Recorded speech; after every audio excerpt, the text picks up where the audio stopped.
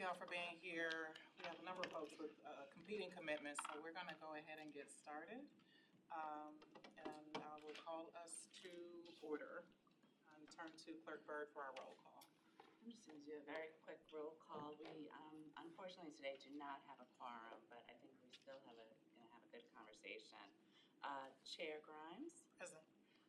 The Mayor, Marinette Blackwell, I don't believe she's able to attend in person. She may join us online. Ronnie Cannon. Present. Reverend Kenneth Chalker. Present. LaRon Clayton also indicated that he was driving back from St. Louis? No, Indianapolis, so he may not be here. Janice Contreras and Colleen Cotter are also excused. Councilwoman Yvonne Conwell. Present.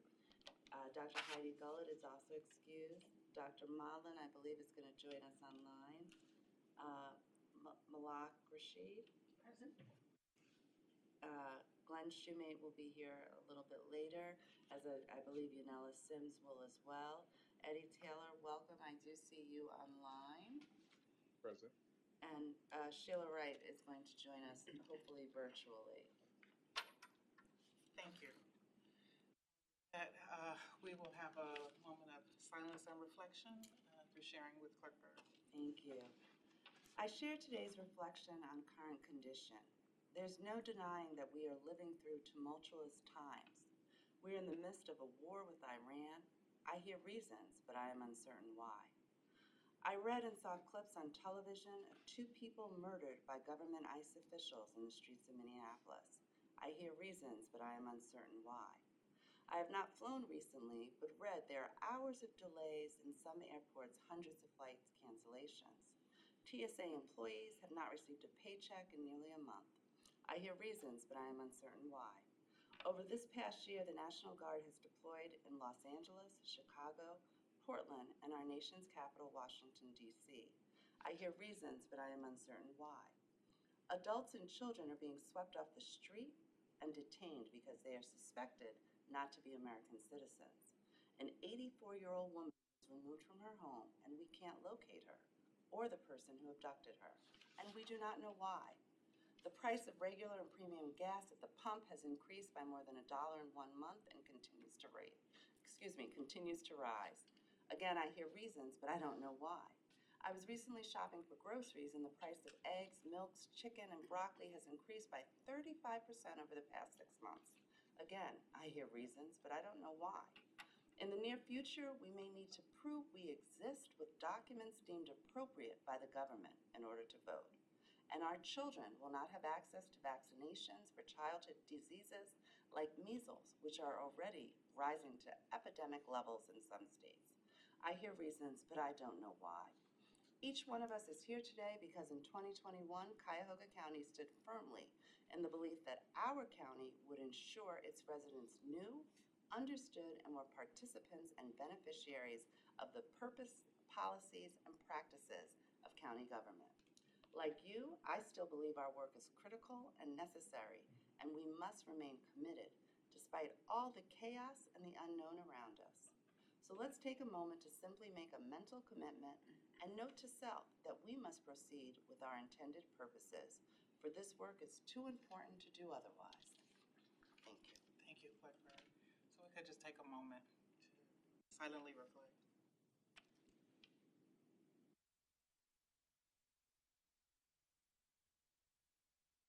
Thank you. Clerk Byrd, do we have any public comment? We have not received any public comment on our website, equity@cuyahogacounty.gov, since our last meeting, and I don't believe there's anyone today for public comment, although our meetings are open to in-person public comment. Thank you. I will say just to the body that as ideas come forward, we do invite folks to bring those ideas to the public meeting space to share their hopes, their interests, and so hopefully folks will consider that opportunity. All righty. I will turn to Chief of Staff Eric Janis to share an update from the County Executive. Thank you, Madam Chair. Good afternoon, everybody. I don't have any specific update for you. I want to thank you again for all the work that you do and for participating in this conversation. I look forward to it. I think when we last met, I was talking about the work that county administration is doing related to the impacts on how we do business as a result of federal and state changes. That work continues, and I'm hopeful that we will have an update for you, more definitive course of action at our next meeting. Thank you. Any questions for Chief of Staff Janice? Be appropriate to ask if the lawsuit or between the county executive and the sheriff's department, does that have, what impacts do you see in terms of the welfare of our county as a result of that? It's a great question, Reverend. Thank you. I think that the lawsuit and the discussion around that lawsuit is fairly narrowly defined to questions related to authority, rather than sort of business being done. I don't think it impacts the work that we do by and large. The county administration and the executive continue to meet with the sheriff and their team on matters of business associated with the sheriff's office. That hasn't changed while this lawsuit works its way through the process. And is there any update on that? I appreciate that, thank you. Is there any update on the development or the process for the jail and the new Center for Services?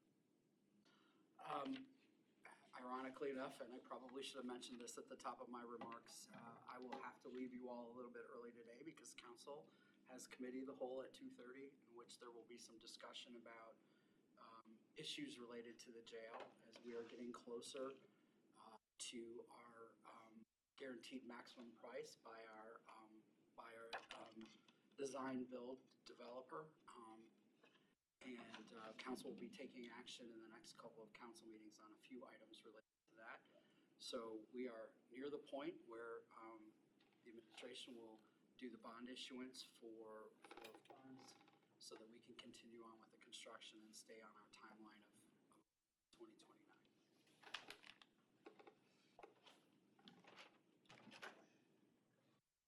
Thank you. I'm going to pause quickly with Mr. Taylor online. Member Taylor online, I want to make sure we keep you in this room as best we can. So if there's anything you have a question about, please just alert us. Thank you very much, Chair Grimes. Appreciate it. Good afternoon, everyone. Good afternoon. Grateful to have Senior Advisor Sabrina Roberts here with us today. Was there anything you felt a desire to share? Something quickly, thinking about, Clerk Bird's words and just all that is going on at the county and in the nation and the state.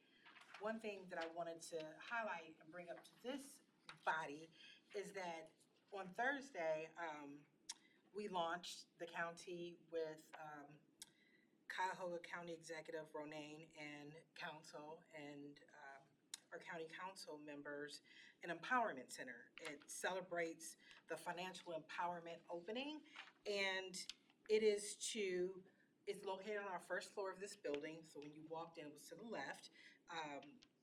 It's our commitment to providing coordinated wraparound services to help families address financial challenges and build stronger futures. So the Cities for Financial Empowerment Fund granted the counties some funding to start this, and this will launch one-on-one financial counseling this spring with professionally trained counselors who will work with individuals and families to manage their finances, pay down debt, increase savings, and establish and build credit, protect assets, and access safe and affordable banking options. What's really good and unique about this, Key Bank and First Federal of Lakewood also contributed funds to provide for counselors. The Benjamin Rose Institute on Aging will be the organization helping with the counseling. So our county treasurer is just amazing, dynamic, very much outwardly facing. This is part of a broader strategy to expand financial resources it builds on a year of delinquent tax outreach efforts. So I would say, and I've been here a long time, this is very outwardly facing treasurer's office. So he is building quite a few programs to make sure he keeps his hand in the community and make sure there are resources for them. I believe I'm trying to look for it in the documents, but I believe there will be an online portal as well, so everyone can't make it down here, they can still get assistance as well. So just wanted to bring that to your attention, that undergirds, how people position themselves to keep their home, buy a home one day, and then just get those resources for free. Thank you. Thank you. Councilwoman Conwell, I don't want to put you on the spot, but so grateful for your time, your leadership on county council. Anything you feel like this body should know from your part of our community and government? Not at this moment. Thank you. Everything is up in the air. Understand. Thank you. All right. I do want to welcome our guests from We Are Many, We Are One. We'll hear from them momentarily, so I don't want to stay here too much longer without acknowledging your presence. Thank you for being here. In terms of my comments, my update, I just want to share what's on my heart. It really, I think, is in sync with Clerk Byrd and bearing witness, trying to be impactful, seeking to lead through times that are so tumultuous with so many compounding crises and so many vulnerable people being impacted, being harmed with their lives, their livelihoods, their safety on the line. And I wanted to just share a spot of gratitude and hope that has been growing in me. I'm a Collinwood resident, and this year in Collinwood has been devastating. As you know, if you've been following the news, a very young child harmed in the fall, 2 young girls found deceased weeks ago. And I think about the African proverb or the question of how are the children as an indicator of how is a community. And there have been many indicators, right, that our community is struggling if we ask the question, how are the children? And as a Collinwood resident, I feel a deep sense of responsibility and a deep sense of grief when I think about the question, how are the children? And I've been so grateful for grassroots organizations. And so I just want to take this moment to plug our grassroots organization, who sometimes with very little to no resources have their feet on the ground in community, seeking to heal in ways that are restorative. The online outrage, the name calling that goes on when there's a tragedy in my community breaks my heart. It is unproductive. It does not change anything. But it is people with their heart and their heads and their hands in the work and community, intercultural community, interreligious community, again, with very few resources oftentimes, that I am witnessing seek to create visionary change in the midst of deep heartache and deep tragedy. So to name the folks that I've been growing in community with, Project Ripple, a violence prevention organization, LJM, and Michelle Bell, who are leading in our community alongside others to create a healing and restorative approach to responding to the crisis of our young people, with leading us in creating a High Neighbor campaign, where our solution is that we see one another again. And when we see our young people, we see them. We don't see risk and threat and fear. We see our young people as part of the children we care about, how they're doing, part of our village. I had the chance to spend some time with Chairman Fahim in New Era, Cleveland, who has very graciously opened his heart and his capacity to us in Collinwood. And I know there are others. I see Patrick Kearns here from Resource Cleveland. Malak, I know that you are boots on the ground, hands in the work. Ronnie, you are boots on the ground, hands in the work of healing our community. So all the ways in which we touch grassroots organizations as a body, please keep it up. There's too many to name, and don't name names with an intent of leaving anyone out. I just know who I'm in community with right now who are giving me hope when I could be drowning in despair. I've spent my life serving young people in this region, and to see so much suffering and so much pain and loss of life locally, at a state and national level, and abroad, impacting children deeply disturbs me. And I get to keep getting up and putting one foot in the front of the other and holding my heart in good care because I'm in community with folks who are committed. So if you have some grassroots folks you know, call them, tell them you love them, thank them.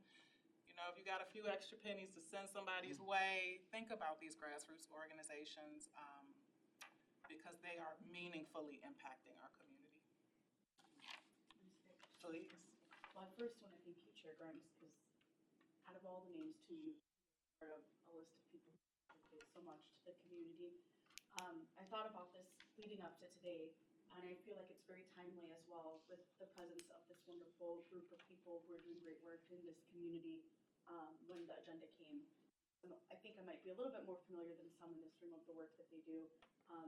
So I'd be remiss to not mention the loss of Brother Khalid Samad, who was recognized many times by the city of Cleveland and the county. I think most recently by how the county recognized him last year for all the immense work he's done with intervention and gun violence prevention and utilizing his Muslim faith to cross faith boundaries and cultural boundaries, and regardless of someone's background, really committing to supporting all of our youth and making sure it supports them.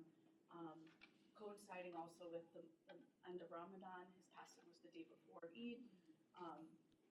Made me think a lot this weekend of, again, the state of the world, and I thank you for both of your comments, because it's made me think about the hope, even amongst some fears.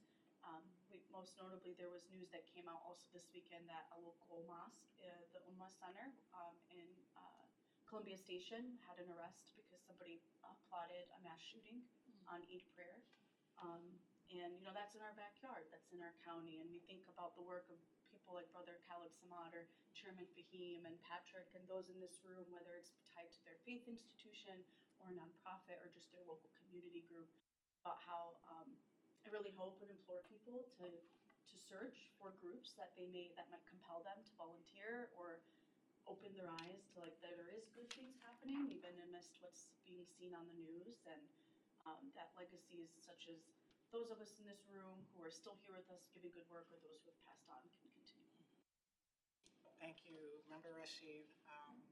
Just so grateful for the ways you always elevate this opening through the calling in, and our brother and our ancestor Samad, and his work is, I think, a blueprint, right, for us all to hold, honor, and carry forward. So thank you. All right. With that, we have minutes to approve. However, we don't. We can skip that. Okay. Thank you. With that, we are able to turn to our guests for your presentation. And I first want to turn to Member Chalker, Reverend Chalker, who helped to create the bridge and invitation for WAMWOW to be in this space. So thank you, Reverend Chalker. Your legacy is, again, unmatched. Thank you. If you want to say a few words as we introduce our guests, please feel free. I had the privilege of, thank you first, Madam Chairperson. I had the privilege some months ago to attend a gathering of WAMWOW, and it was very unsettling to know what was taking place in our community. It was so encouraging to hear about the response that people have been making, and particularly the clergy groups represented by WAMWOW. And I am so appreciative of Tanika Shepard and her willingness to get a group together to make this presentation today. And I'm looking forward to what these committed folks have to say, and certainly grateful that you were willing to put them on the agenda for this meeting. Thank you. So thank you. With that, I will turn to our guests for your introduction and sharing your presentation with us. All Let's start with introductions. And then we'll introduce. Great. My name is Tanika Shepherd, and I serve in two major positions, I guess. I really have three jobs, but I serve locally as the Regional Executive Minister of the Cleveland Baptist Associations in our 33 churches across Greater Cleveland. And I also serve as the General Secretary of the North American Baptist Fellowship, which is the Baptist region of the the North American region of the Baptist World Alliance. We are comprised of 55,000 churches across Canada and the United States. And I say that in this introduction because I'm supposed to be in New York right now, but I canceled the meeting because I made a promise that whenever we have an opportunity to speak locally, I will be there. And I know my colleagues are also making great sacrifice to be here as well. Thank you, Dr. Shepherd. I'm the Reverend Charles Graves. I serve as the rector, the priest at Christ Episcopal Church in Shaker Heights, and also joining in representing the about dozen Episcopal churches here in our county. And I serve on the executive board, the executive council of the Episcopal Church, which governs our 7,000 or so congregations across the United States and 17 other countries. So it's an honor to be with you. I'll talk with you a little bit more in the introduction. I'm Dr. Kate Galuli, and I am the pastor of Heights Christian Church, which is in Shaker Heights, sort of at the other end of the suburb from Charles. Heights Christian is a member of a denomination called, confusingly, the Christian Church Disciples of Christ. So similar to United Church of Christ in many ways. There are mission partners, among other things. Hi, I am, I guess I'm holding down the nonprofit sector of this table. My name is Patrick Kearns. I'm the Executive Director of Resource Cleveland. We have been around 16 years. We exclusively serve Cuyahoga County's newcomer populations and do that in very close partnership with my dear friend, Malak Rashid, as well as all of our partners through WAMWOW. And I also have the honor to be the co-chair of WAMWOW as well. I'm going to keep it simple. My name is Keith Taylor, or Reverend Keith Taylor, Senior Pastor of Church of the Master. I am just here in solidarity. If you'd bring the presentation up on the screen. Wonderful, thank you so much. So what is WAMWOW, this coalition? Well, first, again, thanking Reverend Chalker, I want to just say that, in this particular time of year, imagine the challenge of getting, an interfaith coalition together on the brink of Eid and Passover and Holy Week and Easter. And so, just keep in mind the sort of force of will to be here with you all, and yet there's no place that we would be. I'll remember that as I go and get ready to plan the other 7 services that I have coming up in the next week or so. So WAMWOW is a coalition, not just a coalition from one faith, but a coalition of Christians, Muslims, and Jews together, representing not only our respective churches, synagogues, and mosques, but our entire community together, and in deep connection with people of many other faiths and people of non-religious tradition as well. And we are intentionally not a designated 501c3 organization.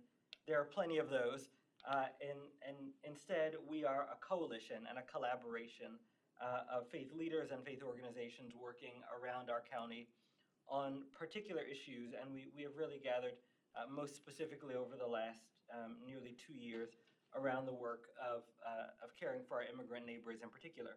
And so this coalition began to gather in late 2024, in just sensing over the course of that year the extreme uptick in violent rhetoric and action, particularly against our immigrant siblings and neighbors. And so just natural networks of faith leaders with one another began to gather together and meet, and really around a strong sense of call, in particular, to be willing to do the sort of gritty work, as you said, Madam Chair, the boots on the ground and hands deep in the work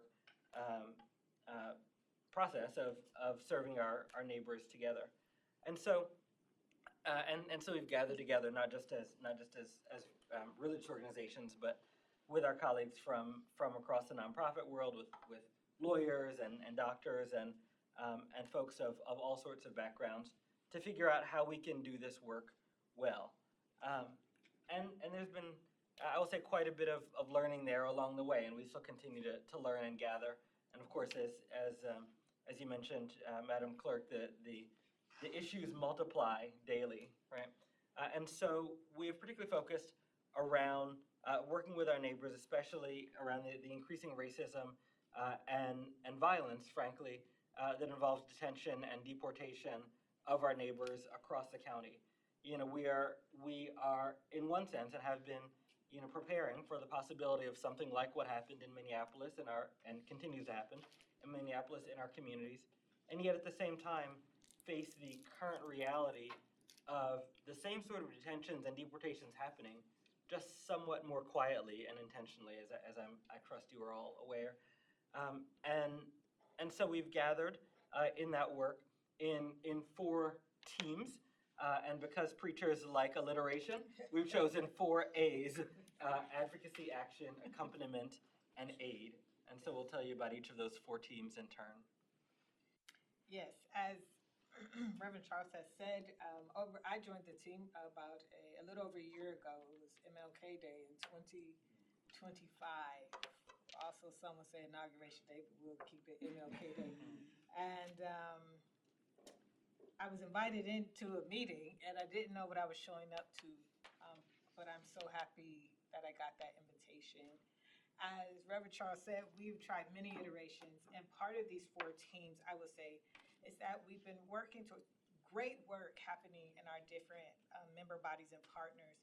But what we wanted to find was 4 ways that persons can do committed actions, because that's really what we want. We don't want just responsiveness, but we want to find ways that people can plug into committed action and add that to their ongoing calendar. I'm sure we're all busy, and that's what we found. So we've had many iterations, and these 4 are what have come with us. So I'll talk about advocacy, what we call speaking truth to power, as you'll see on the screen, is building relationships with elected officials at every level of government. It is the developing clear policy asks around immigrants' dignity, newcomer dignity, civil rights, and due process.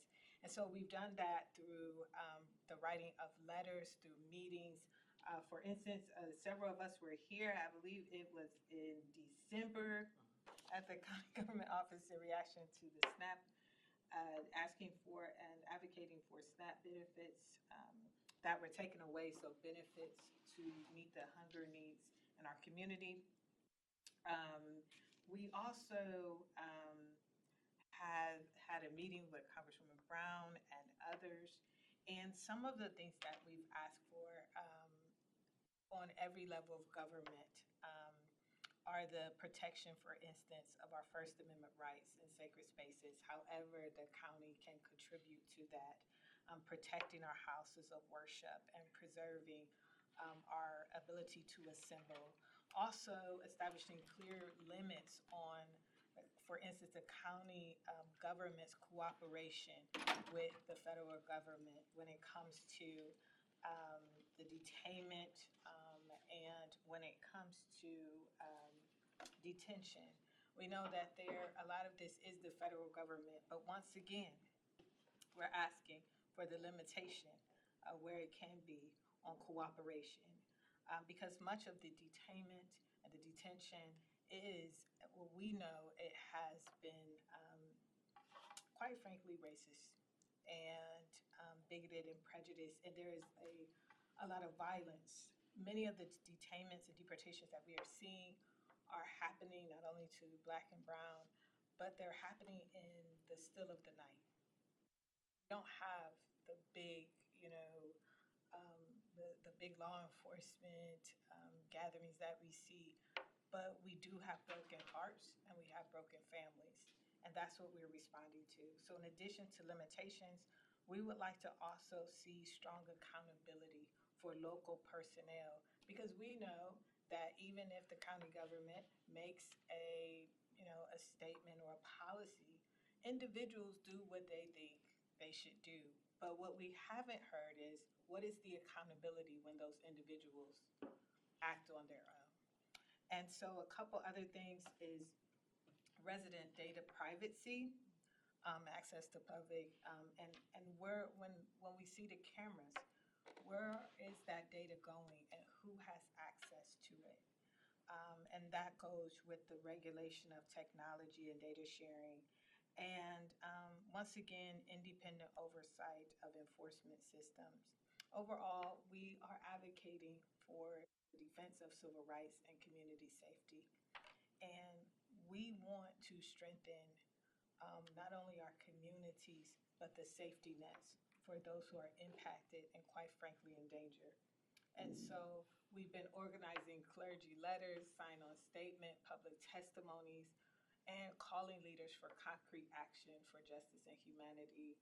And then we are tracking these opportunities for public comment. And so every time we make an ask, you will hear from us in asking what is being done in response to that. So that is much of the advocacy efforts, and I will turn it over to my colleagues to talk about the action teams. Thank you. My congregation, Heights Christian Church, is active with the Interfaith Group Against Hate, as well as WAMWOW, We Are Many, We Are One, which really was formed, created out of IGA and our relationships with advocacy and assistance organizations. Our involvement has made it possible to be much more faithful doers of justice. Our congregation is a pro-reconciling, anti-racism congregation with decades of work to dismantle systemic racism and build the beloved community that Dr. King imagined. But sometimes it feels as though the problems are overwhelming and answers are few, and a small congregation can sometimes feel like there is not much we can do. But that's only true if we try to do everything on our own. With WAMWOW, we're able to make a much bigger difference. We are developing relationships with people all over Northeast Ohio, responding to specific needs for people we now call friends, and learning so much from the immigrant support agencies, as well as from other congregations who are involved in offering training and education on a variety of topics.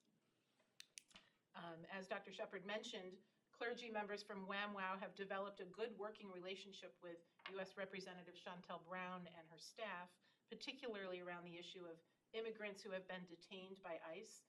I've been very impressed with their hard work to locate folks who have been detained in order to ensure that they can speak with their loved ones and get legal counsel, etc.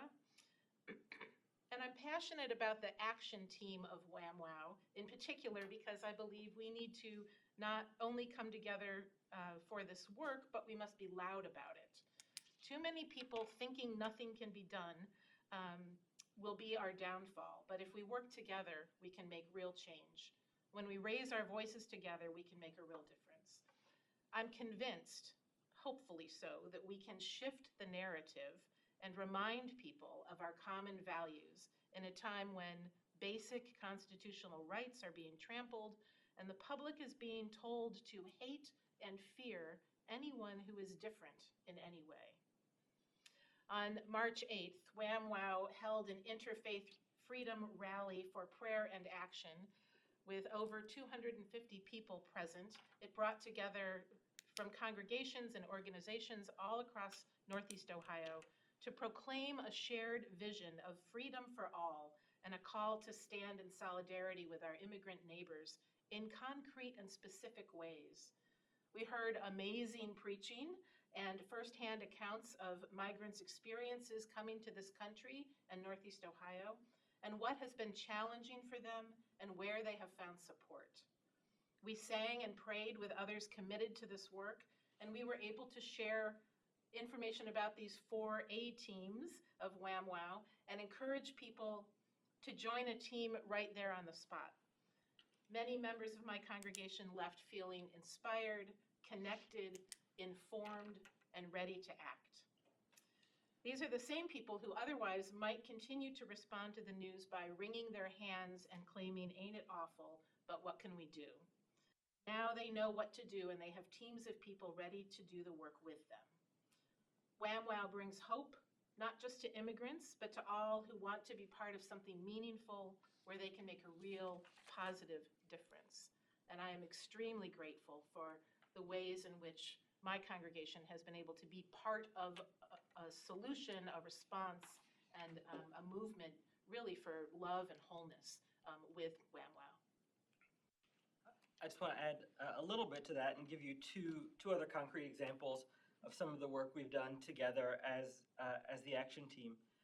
Part of that, in addition to that wonderful service that we had together on March 8th, is that we have done a series of press conferences to highlight specific actions, in some cases specific individuals who have been taken by ICE, in particular in situations that call for drawing more attention to them. Some cases, as you'll hear about in a little bit, we need to keep much more discreet for the safety of the families involved. But in cases where the families ask to draw attention to their case, we've come together to do that on several occasions, and in addition to lifting up particular opportunities for individuals across the county to get involved.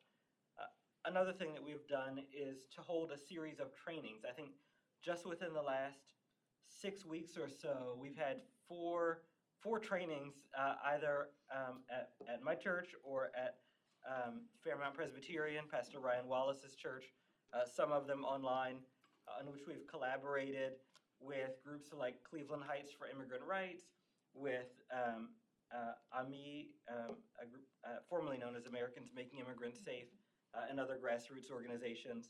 So wonderful collaborations of both religious and non-religious organizations working together for common cause. I think it's important to note that there's hundreds of people showing up to these trainings, not just us, but quite a few people. Yeah. It's actually, I wouldn't say it's been overwhelming, but it's been very encouraging to know that there's so many people who want to put their faith into action and who want to be of service. And that takes us to our accompaniment. First two, you see a lot. You're going to see the advocacy, you're going to see the action, but the next two are happening every day behind the scenes. And we don't have pictures, you'll never see pictures, because we are operating for the safety. And so a lot of the accompanying work, I wouldn't say it happens in secret, but it does happen silently and behind the scenes for the safety of our neighbors. And what we've been working to do, not just Wham Wow, but clergy and lay persons, to working to be trained first, but to accompany our newcomer brothers and sisters to check-ins, to hearings, and to appointments. Not only is this offering presence and moral support to those in crisis, but it's helping to coordinate communication, because that's one of the biggest pieces is communication, but also scheduling and rapid response when that support is needed. And so part of this accompaniment work, we don't want to act like we started it. It's already been happening. But what we want to do is be able to offer, as it says on the screen, practical, relational, and visible ways for people to serve. And in doing that, I'll tell you a story of what just happened. Last month, we were planning to have one of our meetings online, preparing, I believe it was for one of the worship, our Wham Wow service. And unfortunately, one of our clergy, he went with one of our newcomers, brothers, to his check-in. And it was supposed to be a regular check-in. He's here on asylum. It was supposed to go as normal. he showed his credentials, he gave his update on what he's been doing. His family is here. He has not committed a crime, and yet he was immediately detained. Immediately. And in response, not only was it beneficial that one of our clergy was there, but we heard about it while we were on the meeting, and one of the pastors started gathering resources immediately for the family. Another one of the pastors, he was online and he was closest, so he had to go get the car and the car keys from the sheriff's office. And then another one of the pastors made sure that the family had a safe place to stay, food for the night. And the last pastor made sure that the family was connected to ongoing resources, having rides to work and rides to school, and making sure that the family is not only prayed with, but that they're checked on daily, so that they are not alone. Because if you can imagine, one day you have a breadwinner, and the next day you've lost a father, and you've lost a husband, and you've lost the reality and the understanding of what will happen to your family moving forward. And that is what this group and our coalition is doing every single day behind the scenes. And I'll turn it over to Patrick because he's also helping with accompanying work as well. Sure, thank you. And I'll give kind of two examples why I think this makes such an impact. One is similar to the story that Tanika shared. I went with friends of mine who are legally here. They have done everything the right way.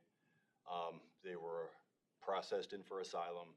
They have very credible cases. They also have 3 kids. 2 of the kids were at school. One is an infant. I am the godfather of the infant, and I have legal custody of all 3 children. And I accompanied my friends to their ICE check-in, and one of our friends, Pastor Ryan Wallace, met us in the lobby of this nondescript office complex building with no signs on the outside, and of which on the 2nd floor in fluorescent tube-lit hallways is the ICE check-in office for this region. And as you go up there, it is a surreal experience because you literally don't know how or if or when you're going to be walking out of there.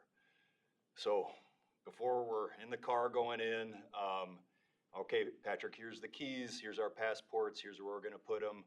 Get the Sharpie out, write your lawyer's name in Sharpie on your forearms so that they have it as we're going in the building. And, you know, the good news is in that case, you know, we went together. They were able to present their paperwork and leave that day without any issues. But it is this question of, it so easily could have gone the other way. And to get back to Madam Clerk, your opening comments, for what? For what reason?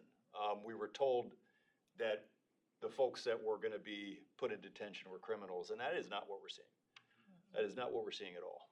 And I think the thing that our administration really didn't take into account is that the criminals are pretty good at the crime part of their job description, which means the folks that are easier to pick up are the folks that are just trying to get their kids to school and get to work. And so those are the folks that we are seeing being apprehended right now to meet these self-imposed quotas from our federal government. The other case I'll give accompaniment that I think makes a tremendous difference, that is very niche, right? Incredibly niche and has no headlines whatsoever, is going with young people that are immigrants to traffic court. The changes in our driver's license across Ohio has meant the numbers of young people, 18, 19, and 20 years old, ending up in municipal court in Cleveland or across our Northeast Ohio region has quintupled overnight. And one of the challenging things is that if that charge of driving without a license or whatever it is can stay on your record. And then when you go to adjust status for a green card or citizenship, that can be held against your ability to change status. Our organization with some friends has been accompanying every one of these teenagers in our programs or that we meet to court. And I can say across the board, 100% of time, we have had the charges dismissed because we're able to come and say, this is a young person who's in this program. We enroll them immediately in driver's education school so that they can provide that letter, say, hey, they're trying to do that the right way. And we have a good relationship with the district attorney's offices and with the magistrates. So we've been able to have that positive effect that I really think comes from accompaniment, because to a person, these young people are terrified. They are absolutely terrified. They don't know how to approach this system. And to be totally honest, as a newcomer, sometimes they arrive as teenagers, they have no idea the difference between guilty, not guilty, and no contest. They have no idea what to do. And as an 18-year-old, you got to talk for yourself in front of the judge. So this accompaniment has made a huge difference in us of being able to work with our court systems, work with these families, and reduce the harm that could unintentionally be caused. Because the worst thing that we don't want to see is people not going to their appointments, right? They're too scared, so why not just ignore it? Which, and I think in the teenage brain is an easy decision to make sometimes without understanding that, whoa, this could have some long-term consequences. So that's a program, I think, on the other side of accompaniment that has been so important that, again, to Tanika's point, you don't see these things in public, and this is really the mobilization across our community. Tanika, can I?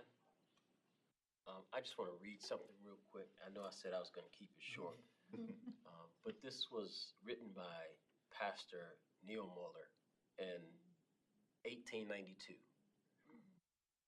But as I read this and I put in the title, put your title in there, or whatever you are recognized by.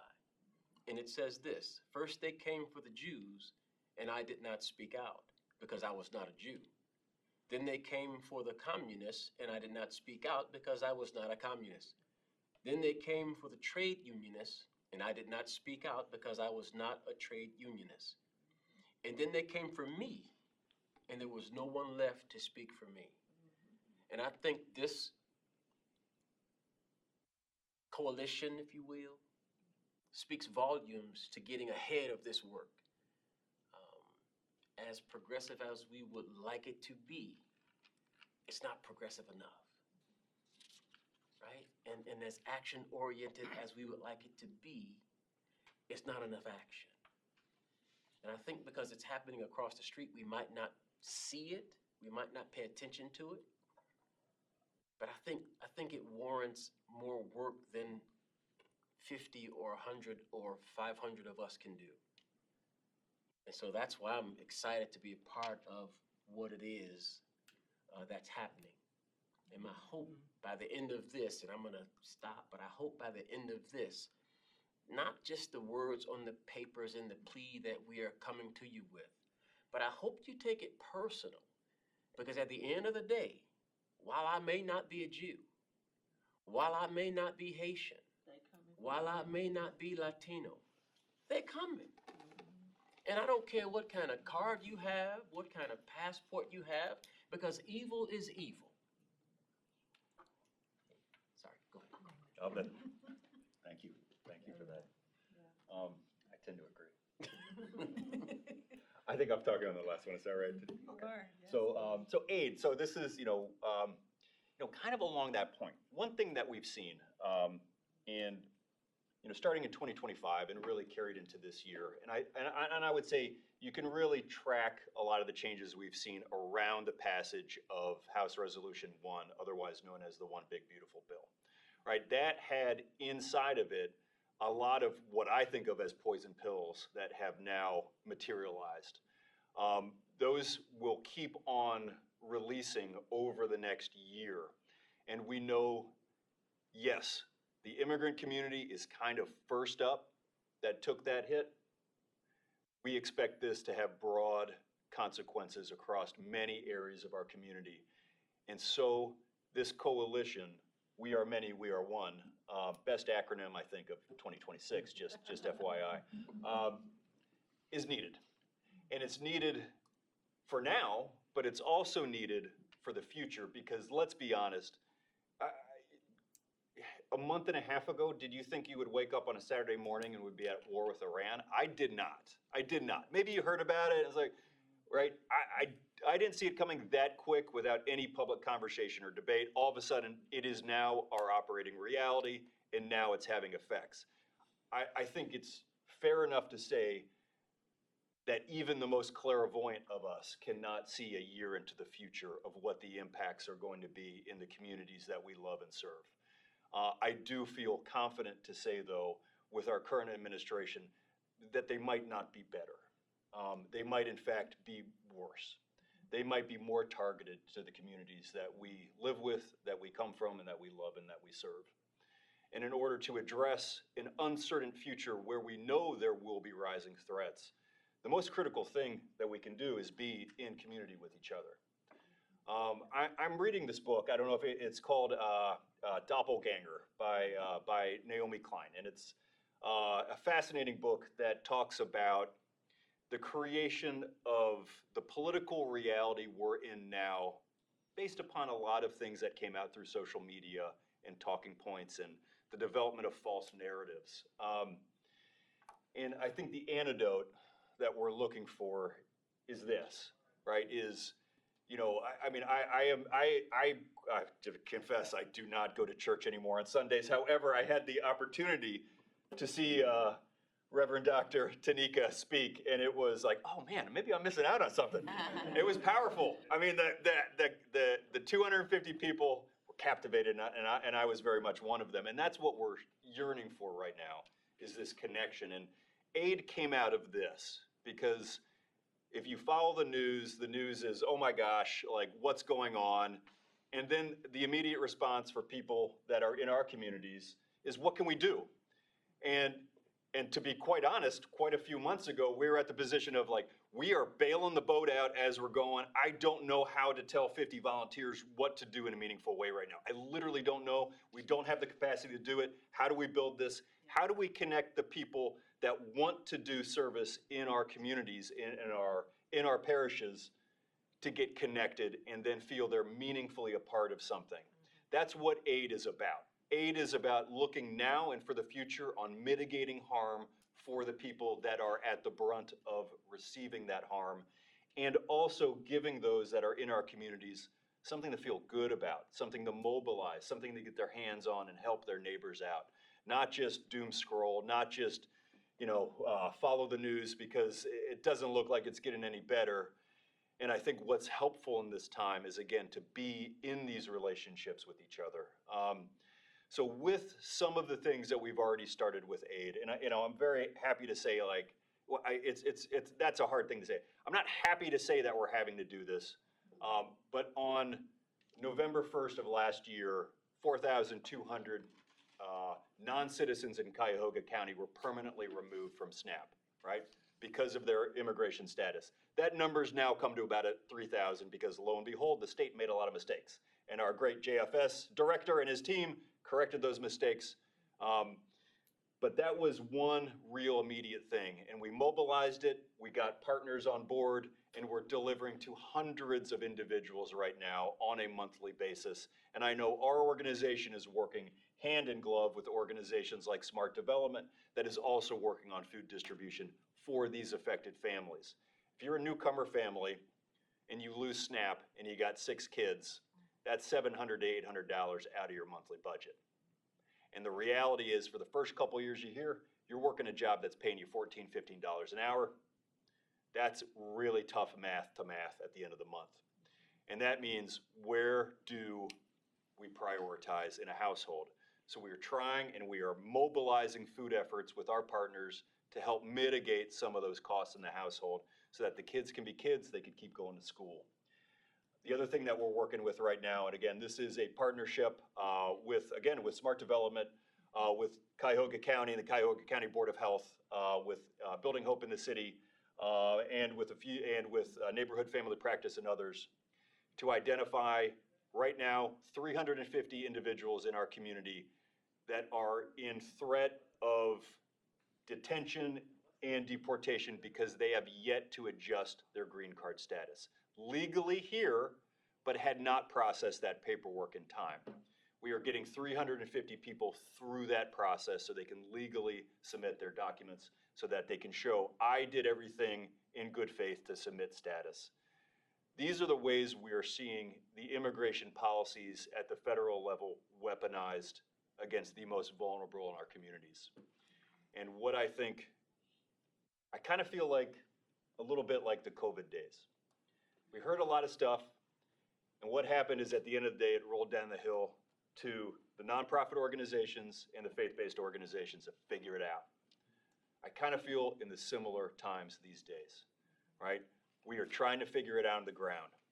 I think the one thing that we can walk away with, feeling a little bit better about, is that we do have a supportive county government.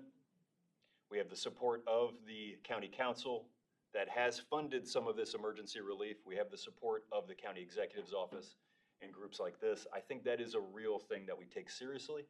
Again, we're gonna push you all sometimes because that's, we got some fiery people in our in our group, in our coalition, and that's our job.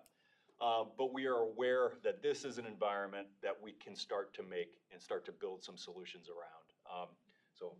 Yeah, and can you talk, we also have, in addition to that work, there's been some legal support that has also been provided, and then the clinics. Yes, of course.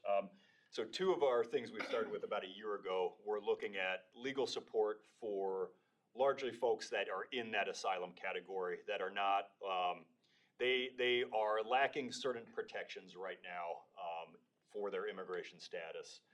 We were able to do legal clinics to connect them with lawyers on weekend clinics, also to do power of attorney clinics for their children in the event like we saw when parents are detained and kids are at school. Well, what happens? Like what happens next if now we don't know where mom and dad are and the kids are at school during the day? Like literally what happens next? That's a real problem and that's a real threat right now. And that's really where I think this coalition and this collaborative has such strength and ability to flex into these moments. The other thing we're doing, and have been doing this for well over a year, are medical clinics. And these happen across town. These happen with folks that have significant barriers, let's say, to accessing medical services.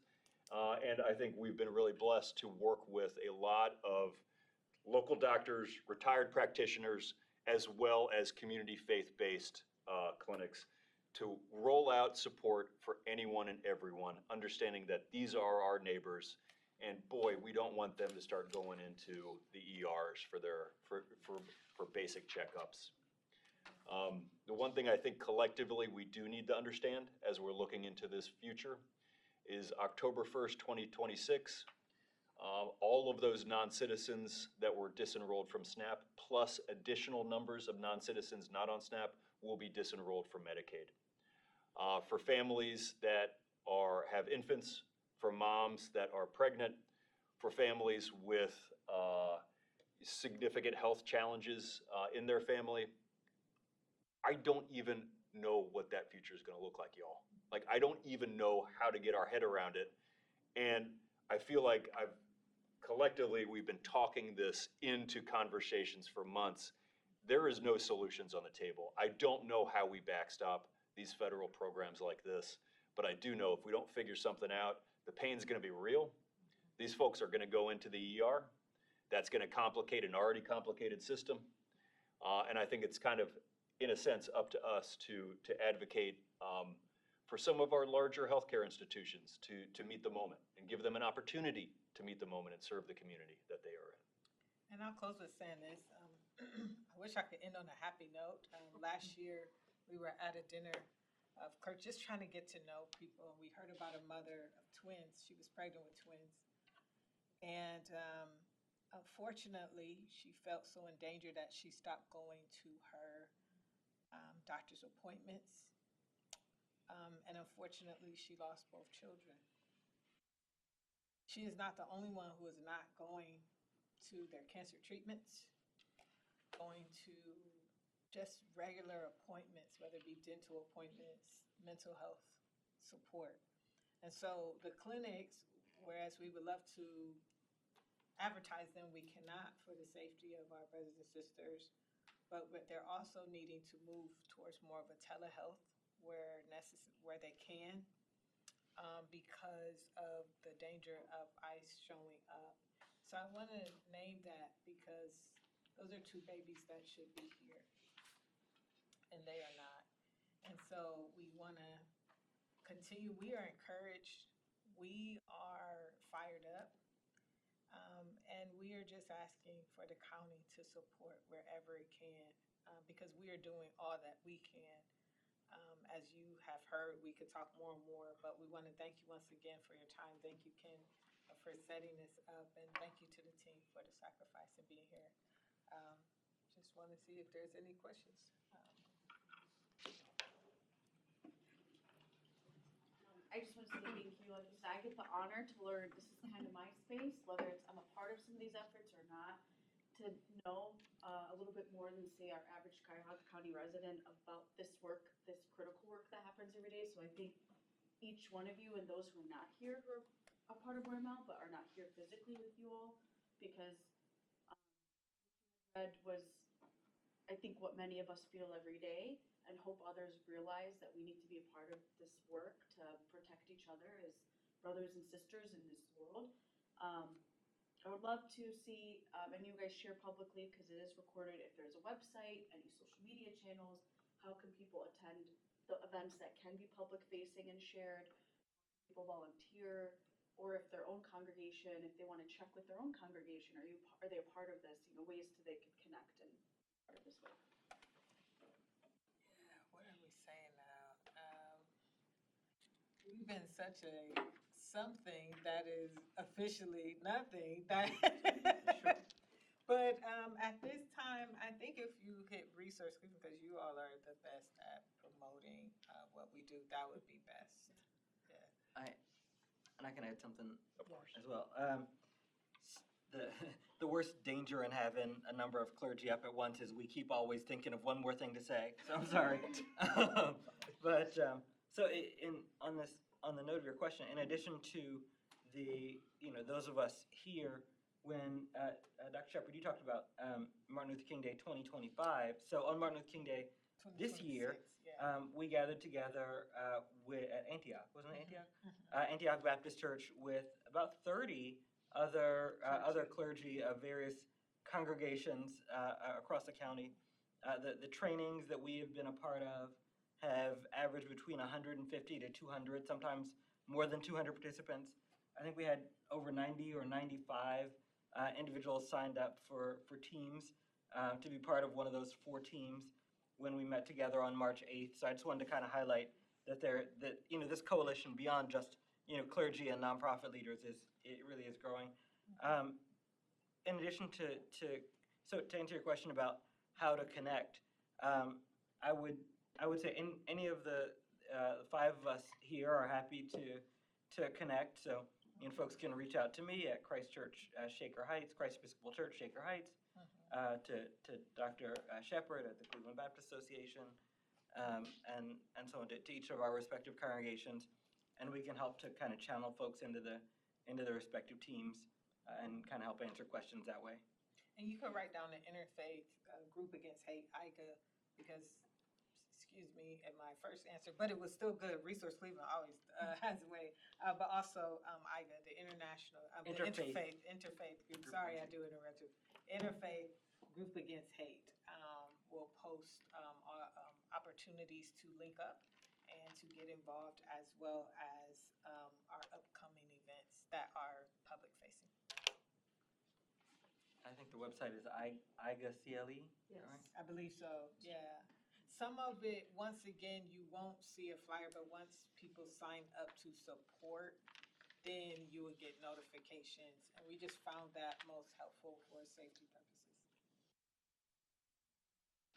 Thank you. Other questions from members? I do have a question. Is there a particular immigrant group that is more in like Northeast Ohio and that is more at risk, or is it kind of? Sure. So there's a large number of immigrant groups. I think we have a huge diversity in Cuyahoga County, And I'd say if we're looking at folks that are, let's say, have arrived in the past 10 years, we have large populations from Ukraine, from Afghanistan, from Syria, from the countries around the Democratic Republic of Congo, from Sudan, from Somalia. Those are like some of the larger, would you say, Malak, as well? Some of the larger populations we've seen, especially in the last 10 years. Immigration is complicated. Often when I give a talk, the first question I ask is, how many immigration visas do you think the U.S. government has? And people say, 10, 25. The answer is 175. So there's all kinds of people from all kinds of statuses. So we have those folks that have arrived as refugees. We have Ukrainians that have arrived as parolees on temporary status. And we have asylum seekers that have presented themselves at a border and then been allowed and processed into the country. And so those are a lot of the groups that we work with. And then you have, I've several WAMWOW colleagues and I, we went down to Springfield and we participated in the march after the vice presidential debate. If you recall the vice presidential debate and what came out of that. Those Haitian folks are legally here, like on temporary protected status. So that's another category of immigration you have.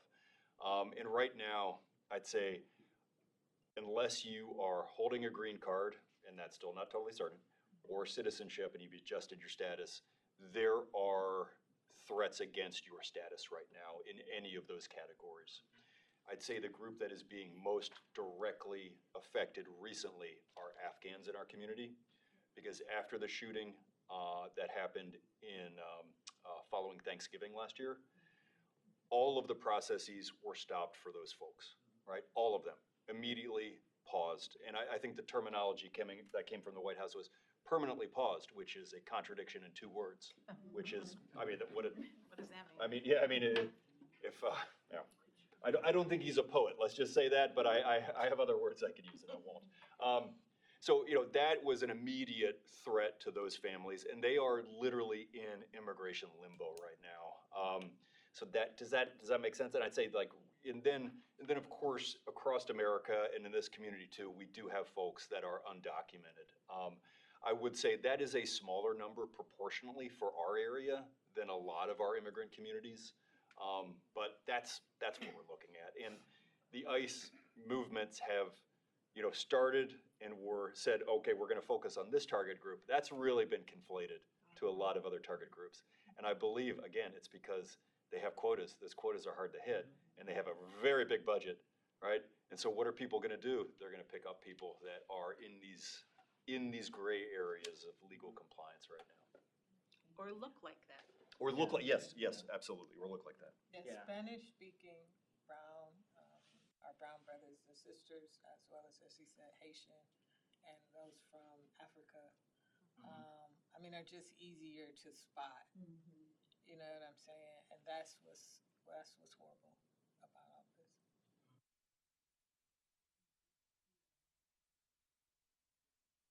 Other questions? I want to thank you, Pastor Taylor, that poem. Many of us may have heard that.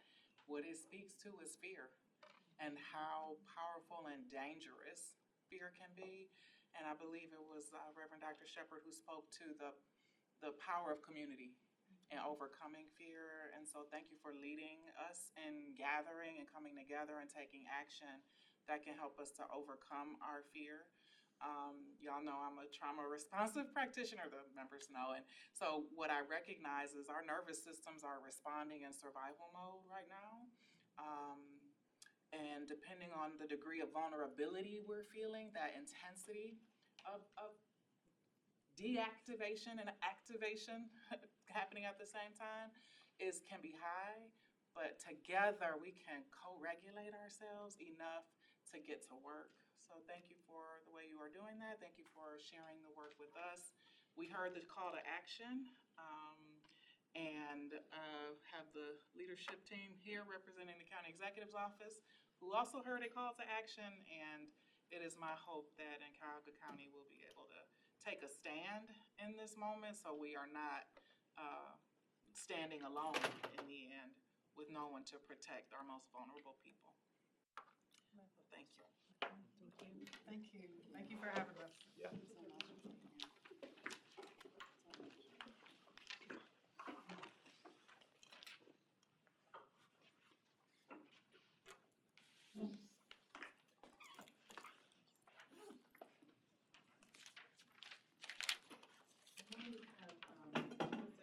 Dennis has to take off here, and I know Malak, member Rashid, needs to head out in about 15 minutes, is that correct? So I want to, Councilwoman Conlon, okay, all right. So, So we may be done. yeah, you know, one of the items on here is a discussion, an area of discussion that is important, but it is important for the body because it is really about our process, our flow, and our cadence, and how we get some action items moving forward as a body. So we may need to pivot on that conversation.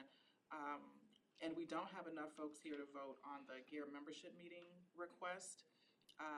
But you might remember, just for the sake of the folks online and members who are here, Ms. Garber, our support to Clerk Byrd, and Clerk Byrd attended the Facing Race Conference hosted by GEAR. And it was a very valuable experience. So there is a request on the table for them to attend that conference again. So we'll need to find a way to get approval for that to happen at some point, though we can't do that today. And I will talk to our legal counsel and see if there's even a way. No, I don't know the answer to that. If we can. Is there a cost? There is a cost associated. How did we pay for it last time? Do you want me to respond? I'm sorry. So for the newer members, previously, a few years ago, when this body was formed, there was an allocation of, I believe, I recall it as $500,000. $500,000 to the case for their work. And so the money for the attendance comes out of that budget. So who are you looking to get the approval from? We have to get what happened last year, Councilwoman, is this body voted to send myself, and at that time it was Latia, I remember she used to work for me, and to send to the conference to bring back the information, because we also, as you know, everybody in the county has a membership, although I think I'm one of the few officers who take advantage of it, a membership to GARE, which is the Governmental Alliance on Racial Equity. And it's a organization that's throughout the country. They had their meeting in St. Louis last year, where Julia, I don't know if you want, it was phenomenal. I mean, it was phenomenal. So we brought back information that we attended there. The cost, we made a motion to attend with a cap on the cost, because we could sort of figure out with travel, through county travel, and staying at the host hotel, and what we get for meals, which is nothing but our meal cost, that it was not to exceed. Julia has done some preliminary research for the cost for both of us to attend this year. It's in Raleigh, North Carolina, would not exceed $6,500. And that would include the airfare, the hotel accommodations, the registration fee, the transportation, and the meal cost.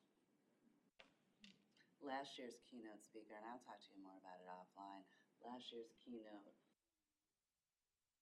was Joy Reid from MSNBC, I'm sure you're familiar with her, who spoke, as well as some of the breakout sessions, which were really critical and meaningful towards work not only in the criminal justice sphere, but also the health sphere and others. So when is the conference this year? The conference is in November.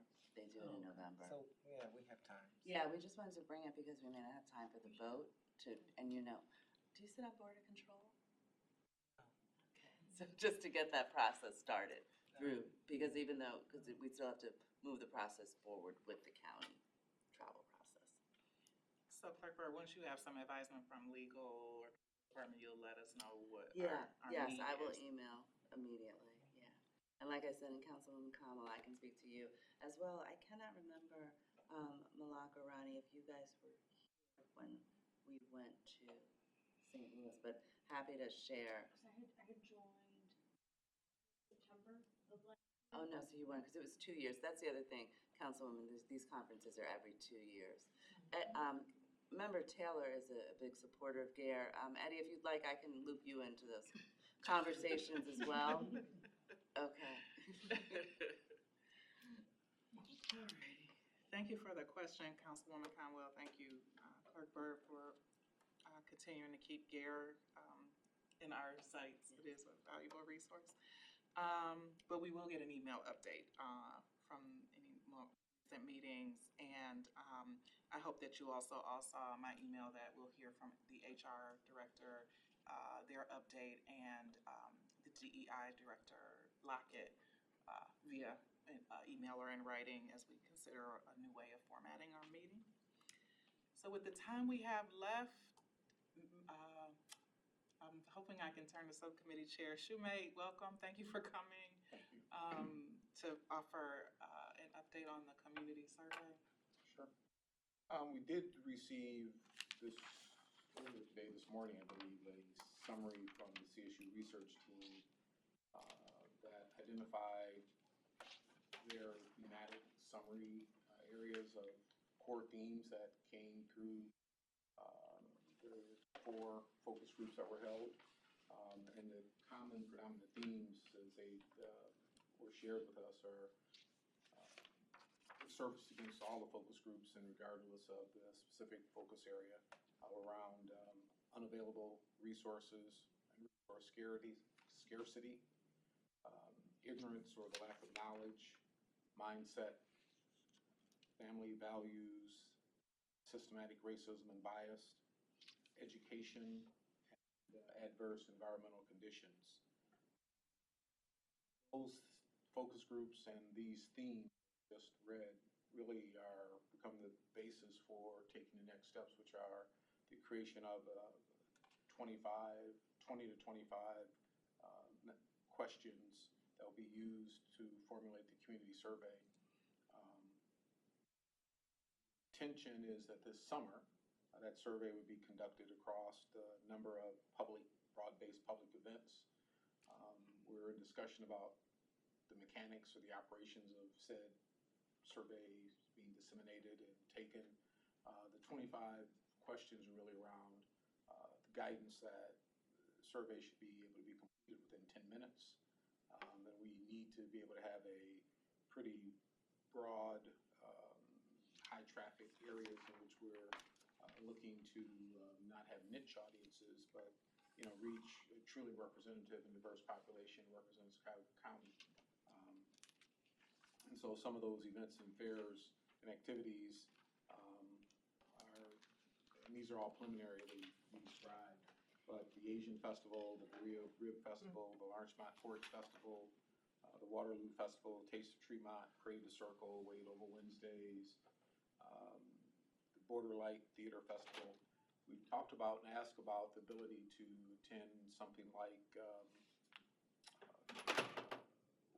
county's vendor fair that is held, and thought that that was too narrowly defined of an audience, not broad-based enough. We talked about HSS and senior gatherings, and again, similar responses. We did get a couple of recommendations of county events that we're going to look into that might have broad-based population as well, such as the street level underneath the Detroit Superior Bridge that was open, and I think the county administers that. There may be some opportunity that county's volunteers are there to help administer, disseminate that survey, but that's probably going to be the biggest lift beyond getting the survey questions, which the CSU research team will provide us. It's really how do we cover 10, 20 events with staffing and making sure that it's also bilingual, which is another one of our areas that we're looking into. And so the representation that the CSU research team has shared is that, the county's 57% white, 29% black, 7% Hispanic, 3.5% Asian, and that 16% of the residents live in poverty, and 65-year plus is an aging demographic of population. And so ideally, all those demographics will somehow be incorporated into the surveys that we'll need to try to conduct. Don't really have a firm action plan, but that is going to be the one area that I think is going to be our, it took us a while to get advanced. I think this has been a labor of love for the last 2 years at least, to get to, at least to this point. But there will be, I believe, very good information that comes back that can guide CASE and guide the county relative to equity, and so hopefully we can make some of these advancements. We certainly will have and be able to share probably, excuse me, by early May, maybe some of the preliminary survey questions that we all can contribute to, and specifically the committees that are represented at CASE can have input to finalize what those looks like, so that by the summer we can begin to be out in the field. Thank you, Mr. Schumate. You're welcome. And I know we've talked about making sure that we have providing incentives for those who are taking their time, and we're working through what all that might look like and what we can do within our scope of opportunity with providing some incentives to citizens who are participating and helping us provide feedback. Thank you. Thank you so much. Any questions for Member Schumate? Thank you. Thank you for the diligence again. The Communications Subcommittee continues to meet on a monthly basis to keep this effort moving forward. And I suspect we will need to get a full body meeting convened as the survey is drafted, as those survey questions are drafted, so that we can lend our support to rolling that out. With that in mind, our next meeting does not yet have a date. The subcommittee chairs and I do have an opportunity to meet with the county executive next week. And so out of that conversation, I think I'll have some clarity and discernment around when should that next meeting be. I will say candidly that there is concern about quarterly not being sufficient right now for us to get together and move work forward. So more to come.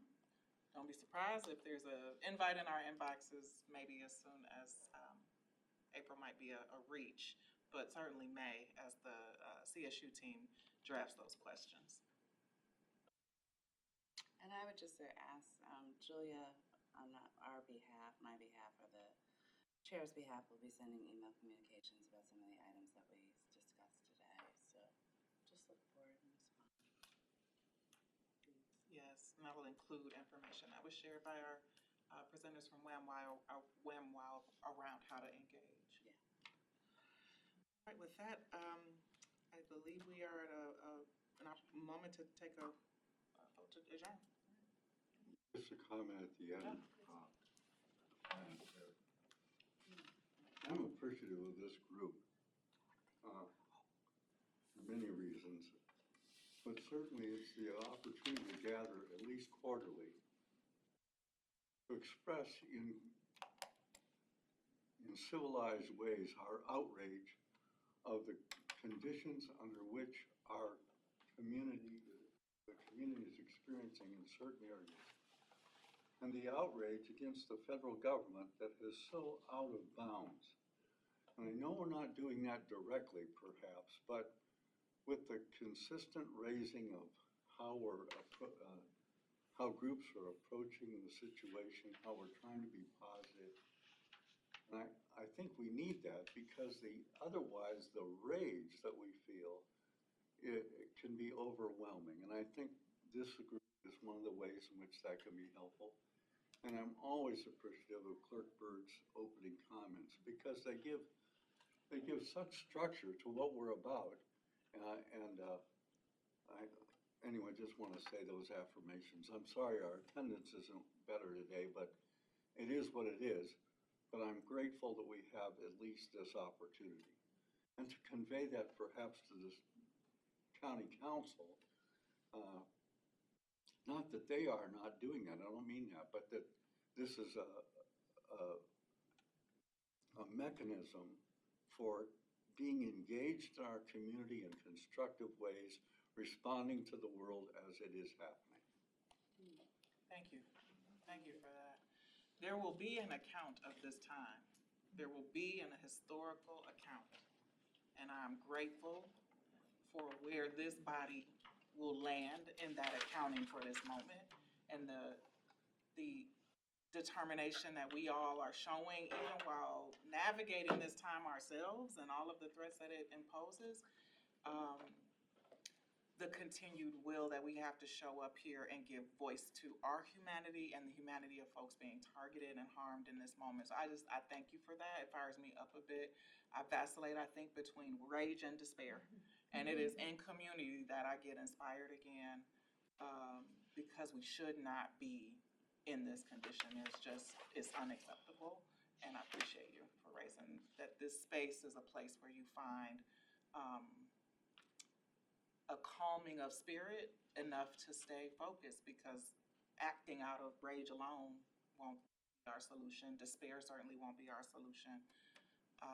But here we get to, as I said, co-regulate one another and thoughtfully plan forward. So just appreciate that. Grimes, can I just also add, I know there's been,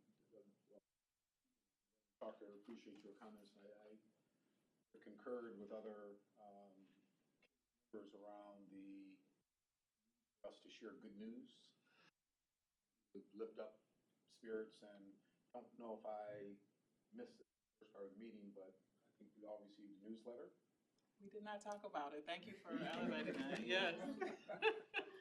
Thank you to Julia for development of that. And it really was the consideration for face here so much negativity. Where can we share this group some positivity? And that newsletter is just one small effort, I think, to help us share good things that are happening and we can celebrate and continue to try to advance some way. And so, Julia, thank you for coordinating and putting that together and getting it out. It's small effort in some respects, but large in many respects as well. So thank you. Thank you. Thank you. Looks like you have your next feature, member feature. Thank you all. I appreciate you all. I've always figured, do I need a? We can adjourn. All right. So we are.